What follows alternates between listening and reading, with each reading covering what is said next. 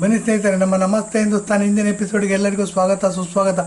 ಇಂದಿನ ಎಪಿಸೋಡ್ನ ವಿಶೇಷತೆ ಏನು ಅಂತಂದರೆ, ನಾವು ನೋಡಿ ನಮಸ್ತೆ ಹಿಂದೂಸ್ತಾನ್ ಇದು ಮಾಡಬೇಕಾದ್ರೆ ಧರ್ಮ ಮತ್ತು ಸಂಸ್ಕೃತಿ ಸಂಸ್ಕಾರ ಇದ್ರ ಬಗ್ಗೆನೂ ಮಾತಾಡ್ತೀವಿ. ಮೊನ್ನೆ ತಾನೇ ನಾನು ಸವದತ್ತಿ ಅಂತ ಹೋಗಿದ್ದೆ. ಸವದತ್ತಿ ಎಲ್ಲಮ್ಮ ಅಂತ ಕರೀತಾರೆ, ಎಲ್ಲಮ್ಮನ ಗುಡ್ಡ ಅಂತಾರೆ. ಸುಮಾರು 100ರಿಂದ 120 ಅಡಿ ಎತ್ತರ ಇರ್ತಕ್ಕಂಥ ಮಣ್ಣಿನ ಗುಡ್ಡ. ಆ ಗುಡ್ಡ ಏನಿದೆ ಬಾಂಡ್ಲಿ ಥರ, ಅದು ಸುತ್ತಲೂ ಗುಡ್ಡ ಇದೆ, ಮಧ್ಯ ಹಳ್ಳ ಇದೆ, ಹಳ್ಳದಲ್ಲಿ ದೇವಸ್ಥಾನ ಇದೆ. ಮತ್ತು ತುಂಬ ಸೆಕೆ ಇರುತ್ತಲ್ಲಿ. ನಾನು ಹೋದಾಗ 42 ಡಿಗ್ರಿ ಸೆಂಟಿಗ್ರೇಡ್ ಇತ್ತು. ಭಾಳ ಕಷ್ಟಪಟ್ಟಿದ್ದಾಯ್ತಲ್ಲಿ. ಏನು ಅಂತಂದರೆ ಹೋಟೆಲ್ ಫೆಸಿಲಿಟೀಸ್ ಇಲ್ಲ. ಯಾವುದೋ ಮನೆಯಲ್ಲಿ ರೂಮ್ ತೊಗೊಂಡಿದ್ದೆ ನಾನು. ಅಲ್ಲಿ ಪಾಪ ಎ ಸಿ ಇಲ್ಲ, ಮತ್ತು ಇದಿಲ್ಲ. ಟಾಯ್ಲೆಟ್ಗಳು ನೋಡಿ, ಟಾಯ್ಲೆಟ್ಗಳ ಸಮಸ್ಯೆ ಭಾಳ ದೊಡ್ಡದಲ್ಲಿ. ಟಾಯ್ಲೆಟು ಬಾತ್ರೂಮ್ ನೀರೇ ಇಲ್ಲ ಅಲ್ಲಿ. ಕೆಳಗಡೆಯಿಂದ ನೀರು ಘಟಪ್ರಭಾನ ಮಲಪ್ರಭಾನ ಹರಿಯತ್ತಂತೆ ಕೆಳಗಡೆ ಸವದತ್ತಿನಲ್ಲಿ. ಅಲ್ಲಿಂದ ನೀರು ಸಪ್ಲೈ ಆಗುತ್ತೆ. ಅದೇನು ಅಂದರೆ ನೀರಿನ ಸ್ಕೇರ್ಸಿಟಿ ಇದೆ. ಹಾಗಾಗಿ ಅಲ್ಲಿ ಪಬ್ಲಿಕ್ ಟಾಯ್ಲೆಟ್ಗಳು ಪಬ್ಲಿಕ್ ಬಾತ್ರೂಮ್ಗಳು ಇವೆ. ಅದು ಸರ್ಕಾರ ನಡೆಸ್ತಕ್ಕಂತಹ ಪಬ್ಲಿಕ್ ಟಾಯ್ಲೆಟ್ಗಳು ಪಬ್ಲಿಕ್ ಬಾತ್ರೂಮ್ಗಳು ಇದೆ. ಪ್ರೈವೇಟ್ನವ್ರು ನಡೆಸ್ತಕ್ಕಂಥದ್ದು ಇದೆ. ಎಲ್ಲೋ ಒಂದೆರಡು ಹೋಟೆಲ್ ಮಾತ್ರ ಇದೆ. ಅದು ತುಂಬ ಮುಂಚೆನೇ ಬುಕ್ ಮಾಡ್ಕೊಂಡು ಹೋಗಬೇಕು, ತಕ್ಷಣ ಹೋದರೆ ಸಿಗೋದಿಲ್ಲ. ಹಾಗಾಗಿ ಮನೇಲಿ ರೂಮ್ ಮಾಡ್ಕೊಂಡಿದ್ದೆ. ಪಬ್ಲಿಕ್ ಟಾಯ್ಲೆಟ್ ಯೂಸ್ ಮಾಡಿದೆ, ಪಬ್ಲಿಕ್ ಬಾತ್ರೂಮ್ ಯೂಸ್ ಮಾಡಿದೆ. ಮತ್ತು ಅಂತೂ ಇಂತೂ ಕಷ್ಟಪಟ್ಕೊಂಡು 2 ದಿವಸ ಇದ್ದೆ. ನೋಡಿ, ಇದು ಹೋಗಬೇಕು ಅಂತಂದರೆ ಹೇಗೆ ಅನ್ನೋದು ಹೇಳ್ತೀನಿ. ಮೈಸೂರಿಂದ ಹೊರಟಿರೋರು, ನಾನು ಇರೋದು ಮೈಸೂರಿನಲ್ಲಿ. ಮತ್ತು ವಿಡಿಯೋ ಏನು ರೆಕಾರ್ಡ್ ಮಾಡ್ತಾರೆ ಮಾಲತಿ ಭಟ್ ಅವರು ಸಹ ಮೈಸೂರಿನ ಸ್ವಂತ ಮನೆ ಕಟ್ಕೊಂಡಿದ್ದಾರೆ. ಅವ್ರ ಮ್ಯಾಥಮೆಟಿಕ್ಸ್ ಟೀಚರು. ಮೈಸೂರಿಂದ ಹೋಗೋದು ಹೆಂಗೆ ಅಂತ ಹೇಳ್ತೀನಿ ನೋಡಿ. ಸವದತ್ತಿ ಅನ್ನೋದು ಬೆಳಗಾಂ ಜಿಲ್ಲೆ ಒಳಗೆ ಬರುತ್ತೆ. ಬೆಳಗಾಂ ಅಂದರೆ ಕರ್ನಾಟಕದ ಉತ್ತರ ಭಾಗ. ಇನ್ನೇನು ಬಿಟ್ಬಿಟ್ರೆ ಮಹಾರಾಷ್ಟ್ರ ಬಂದ್ಬಿಡುತ್ತೆ. ಅದು ಸತೀಶ್ ಜಾರಕಿಹೊಳಿ ಅಂತೆ, ಬಾಲಚಂದ್ರ ಜಾರಕಿಹೊಳಿ ಅಂತೆ, ರಮೇಶ್ ಜಾರಕಿಹೊಳಿ ಅಂತೆ ರಾಜಕೀಯದಲ್ಲಿದ್ದಾರೆ. ಕಾಂಗ್ರೆಸ್ ಬಿ ಜೆ ಪಿನಲ್ಲಿ ಇವ್ರ ಬಗ್ಗೆ ಮಾತಾಡ್ತಿದ್ರು. ಸಾಹುಕಾರರು ಶುಗರ್ ಫ್ಯಾಕ್ಟ್ರಿ ನಡೆಸ್ತಾರಂತೆ ಅಂತವಕ್ಕೆಲ್ಲ ಕೇಳಿದ್ದೀವಿ. ಆದರೆ ಬೆಳಗಾಂ ಜಿಲ್ಲೆ ಮಹಾರಾಷ್ಟ್ರಕ್ಕೆ ಹತ್ತಿರವಾಗಿದೆ. ಅಲ್ಲಿರ್ತಕ್ಕಂಥ 50% ಜನ ಕನ್ನಡ ಮಾತಾಡ್ತಾರೆ, 50% ಜನ ಮರಾಠಿ ಮಾತಾಡ್ತಾರೆ. ಹಾಗಾಗಿ ಏನಾಗಿದೆ, ಬೆಳಗಾಂನ ಮಹಾರಾಷ್ಟ್ರಕ್ಕೆ ಸೇರಿಸ್ಬೇಕು ಅಂತ ಗಲಾಟೆ ನಡೀತಾನೆ ಇದೆ. ಶಿವಸೇನೆ ಎಲ್ಲಿವರೆಗೆ ಅಧಿಕಾರದಲ್ಲಿತ್ತು, ಬೆಳಗಾಂ ನಮ್ಮದೇನೆ ಅಂತ ಹೇಳೋರು. ಕಾರ್ಪೊರೇಷನ್ ಎಲೆಕ್ಷನ್ ಆಗಲಿ, ಮತ್ತು ಲೋಕಸಭಾ ಎಲೆಕ್ಷನಿಗೆ ಬರ್ತಾಯಿದೆ, ಲೋಕಸಭಾ ಎಲೆಕ್ಷನ್ ಆಗಲಿ, MLA ಎಲೆಕ್ಷನ್ ಆಗಲಿ, ಬೆಳಗಾಂ ಮಹಾರಾಷ್ಟ್ರಕ್ಕೆ ಸೇರಬೇಕು ಅನ್ನೋ ಕೂಗು ಸ್ವಲ್ಪ ಜೋರಾಗಿ ಎದ್ದಿರುತ್ತೆ. ಇದನ್ನೆಲ್ಲ ಮಟ್ಟ ಹಾಕಬೇಕು ಅಂತ ಏನು ಮಾಡಿದ್ರು, ಬೆಂಗಳೂರಿನಲ್ಲಿ ವಿಧಾನಸೌಧ ಇದೆ, ಅಲ್ಲೂ ನಾವು ವಿಧಾನಸೌಧ ಮಾಡಬೇಕು, ಕರ್ನಾಟಕದಲ್ಲೇ ಉಳಿಸ್ಕೋಬೇಕು ಅಂತ ಏನು ಮಾಡಿದ್ರು, ಯಡಿಯೂರಪ್ಪನವರು ಮುಖ್ಯಮಂತ್ರಿ ಆಗಿದ್ದಾಗ ಅಲ್ಲಿ ಒಂದು ವಿಧಾನಸೌಧ ಕಟ್ಟಿಸಿದ್ರು.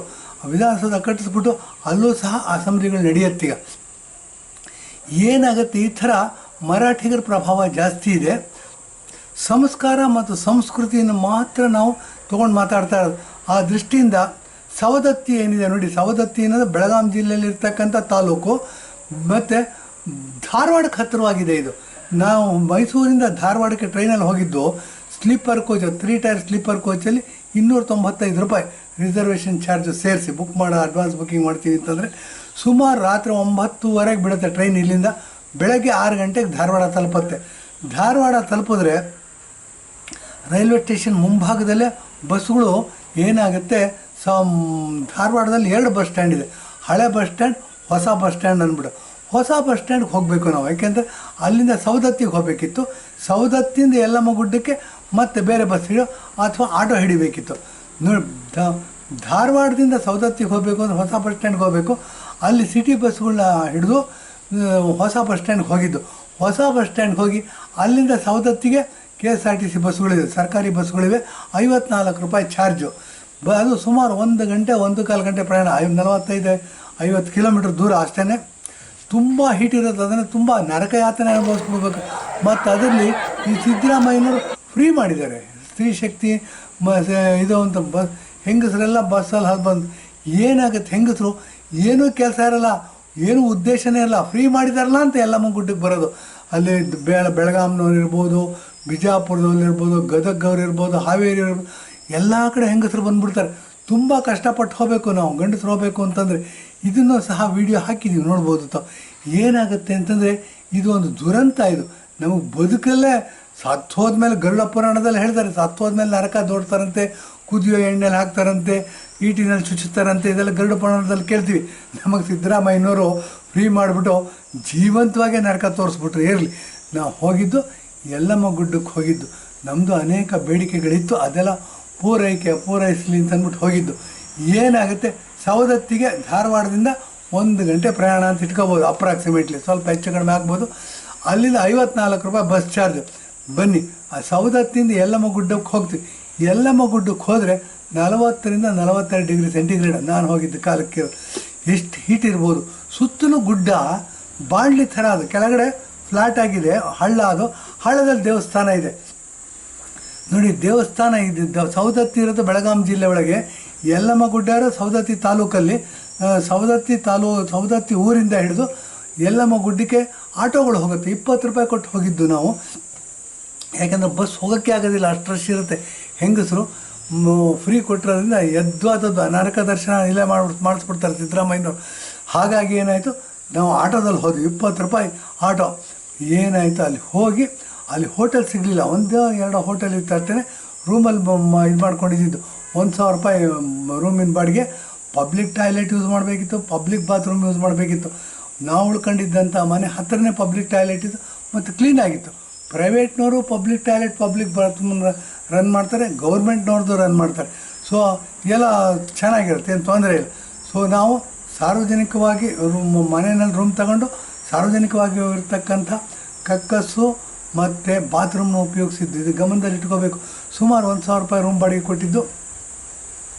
ವ್ಯವಸ್ಥೆ ಚೆನ್ನಾಗಿತ್ತು. ಏನು ಅಂತಂದ್ರೆ ಮನೆಯವರು ಇದು ಒಂದು ಚಾಪೆ ಕೊಟ್ಟಿದ್ದರು, ಇದು ಕೊಟ್ಟಿದ್ದು, ದಿಂಬು ಕೊಟ್ಟಿದ್ದರು, ಒಂದು ಬೆಡ್ಶೀಟ್ ಕೊಟ್ಟಿದ್ರು ಹಾಸ್ಕೊಳ್ಳೋದಕ್ಕೆ. ನಾವು ತೊಗೊಂಡು ಹೋಗಿದ್ದು.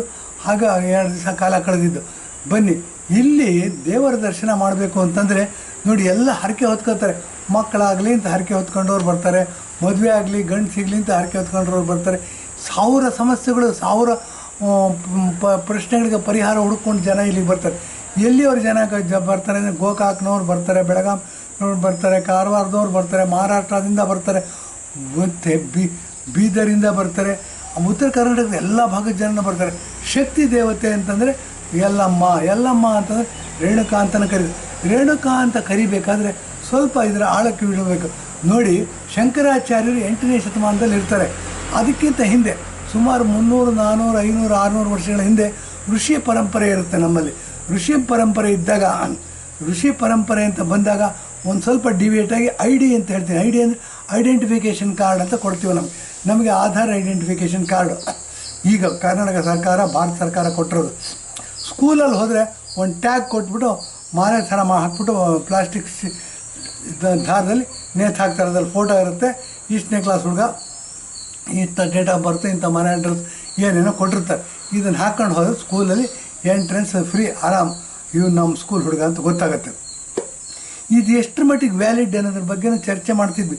ಇದು ವ್ಯಾಲಿಡ್ ಅಲ್ಲ ರೀ, ಬದುಕೇ ವ್ಯಾಲಿಡ್ಡು. ಹೇಗೆ ಬದುಕ್ತಾ ಇದ್ದೀವಿ, ಸಂಸ್ಕಾರಯುತವಾಗಿ ಬದುಕ್ತಾ ಇದ್ದೀವ. ಕಳ್ತನ ಮಾಡಬಾರ್ದು, ಕೊಲೆ ಮಾಡಬಾರ್ದು, ಅದು ಮಾಡಬಾರ್ದು, ಇದು ಮಾಡಬಾರ್ದು, ಸಮಾಜಕ್ಕೆ ದ್ರೋಹ ಮಾಡ್ತಕ್ಕಂಥ ಪರ್ವರ್ಟೆಡ್ ಆಗಿರ್ತಕ್ಕಂಥ ಯಾವ ಕೆಲಸ ಮಾಡಬಾರ್ದು ಅಂತ ಹೇಳ್ತೀವಿ. ಮಾಡಿಬಿಟ್ರೆ ಅಂಥ ಸಮಸ್ಯೆ ಬಂದಾಗ ಬದುಕೇ ಸ್ಟ್ರಾಂಗ್ ಅಂತ ನಮ್ಮ ಹಿಂದೂ ಧರ್ಮದಲ್ಲಿ ನಾವೆಲ್ಲ ಪ್ರಶ್ನಾತೀತವಾಗಿ ಒಪ್ಕೊಂಡಿರೋದು. ಆ ಪ್ರಶ್ನಾತೀತವಾಗಿ ಒಪ್ಕೊಂಡಿರೋದು ಅಂತಂದರೆ ನೋಡಿ, ನಾನು ಬ್ರಾಹ್ಮಣ, ನಾನು ನಿಮ್ಮ ಕುಲ ಗೋತ್ರ ಏನು ಗೊತ್ತಿಲ್ಲ ಅಂತ ಹೇಳ್ತಾರೆ. ಕುಲ ಗೋತ್ರದ ಬಗ್ಗೆ ಹೇಳಬೇಕು ಅಂತಂದರೆ ಮಂತ್ರ ಹೇಳ್ತೀನಿ ನನಗೆ.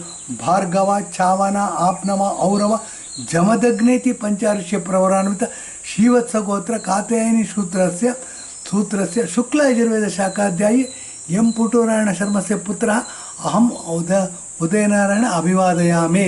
ಹಿಂಗೆ ಹೇಳ್ಕೊಂಡು ನಾವು ಇಂಟ್ರೊಡಕ್ಷನ್ ಮಾಡಿಕೊಡ್ಬೇಕು. ಈಗಿರೋ ID ಕಾರ್ಡ್ ಹಾಕ್ಬಿಟ್ರು ಅವನೇ ಅಂತ ಹೇಳೋಕ್ಕಾಗೋದಿಲ್ಲ.